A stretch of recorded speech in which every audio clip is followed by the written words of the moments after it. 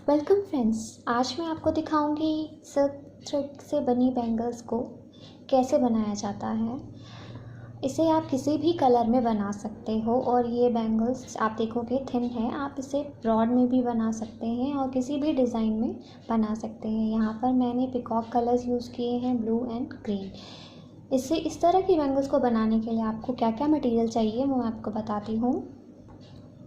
पहले तो आपको प्लास्टिक बैंगल्स चाहिए, कोई भी प्लास्टिक बैंगल्स चलेंगी। मान लीजिए आपको ब्लू कलर की बनानी है तो अच्छा रहेगा कि बेस बैंगल आप ब्लू का लीजिए। ग्रीन में बनानी है तो ग्रीन यूज़ कीजिए। बाकी जैसे भी आपकी इच्छा हो उसके अकॉर्डिंग आप बना सकते हो। ये पतली वाली है, आप इसमें मोटी ब्रॉड भी यूज़ कर सकते हैं। फ़िलहाल मैं आपको पतली वाली बनाना सिखाऊंगी। उसके लिए पहली चीज़ हमें प्लास्टिक बैंगल्स चाहिए, फिर हमें फैब्रिक ग्लू चाहिए, सिल्क थ्रेड चाहिए। जिस कलर की भी आपको बैंगल बनानी है उस कलर का आपको सिल्क थ्रेड चाहिए और सिज़र चाहिए। आप देख सकते हो, बस इतना ही मटेरियल हमें चाहिए। और उसके बाद हम सिल्क थ्रेड लेंगे, इसके स्ट्रैंड्स बनाएंगे। अप्रॉक्सीमेट हमें मोर देन 20 स्ट्रैंड्स रखने हैं एक टाइम में। मैं आपको दिखाती हूँ कैसे। आपको एक कार्डबोर्ड लेना है। मैं सैम्पल के तौर पर आपको छोटा कार्डबोर्ड दिखा रही हूँ। वैसे आप जितना लंबा आपको थ्रेड चाहिए उतना लंबा आप कार्डबोर्ड यूज़ कर सकते हैं। और इसमें एक एज लेंगे और उसे आप देख ही सकते हैं, मैं ऐसे रैप कर रही हूँ थ्रेड को। ऐसे करके हम लोग को 20 से ज़्यादा स्ट्रैंड्स बनाने हैं। जब स्ट्रैंड्स बन जाएंगे तो हमें एज से काट कर इसे निकाल देना है। उसके बाद आप देखोगे ये कुछ इस तरह से हो लगेगा। ऐसे हम लोग का लंबा डोरी बन जाएगी और फिर हमें दोनों एज काट कर उसमें ग्लू लेकर चिपका कर उसको ऐसे फ्लैट कर देना है। अब हमारे पास आप देखोगे एक लंबा स्ट्रैंड रेडी है। अब हम क्या करेंगे, हमको एक बैंगल लेना है जिसमें भी रैप करना है। उसके एक सिरे पे ग्लू लगाना है और इसे एक एज इसका चिपका देना है।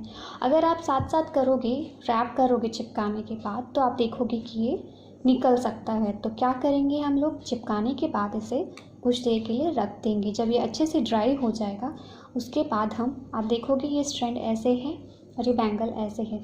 हम लोग को टाइटली पकड़ कर इसको ऐसे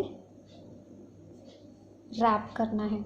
आपको टाइटली होल्ड करना है। अगर आप टाइटली होल्ड नहीं करोगे तो थ्रेड लूज़ हो सकते हैं और आपकी वो फिनिशिंग नाइस नहीं आएगी। आप देखोगे मैंने एक हाथ से सिर्फ पकड़ा ही हुआ है, जो कि बहुत टाइटली पकड़ा हुआ है।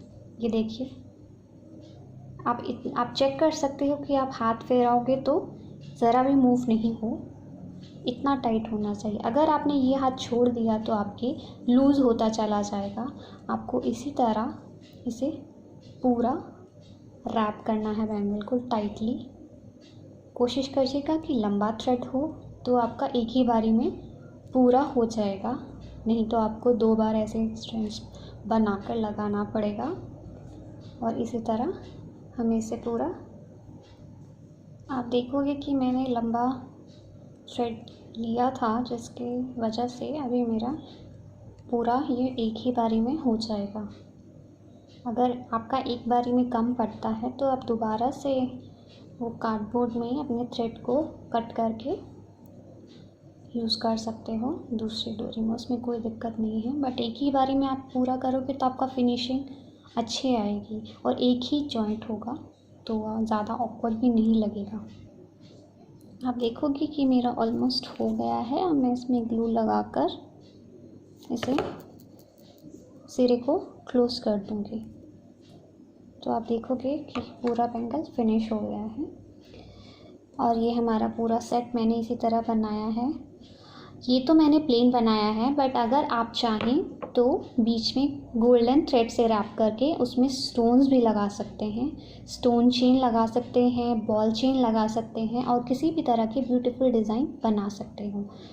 तो इसी तरह आप देखते रहिएगा, मेरी वीडियो को लाइक करिएगा, सब्सक्राइब कीजिएगा और आप देखोगे कि आपको हर वीडियो में कुछ ना कुछ नया और इजी और अच्छे तरीके से मैं कोशिश करूँगी कि आपको सिखाऊंगी और आप अच्छी वीडियोस देखें। Thank you so much for watching. Bye bye.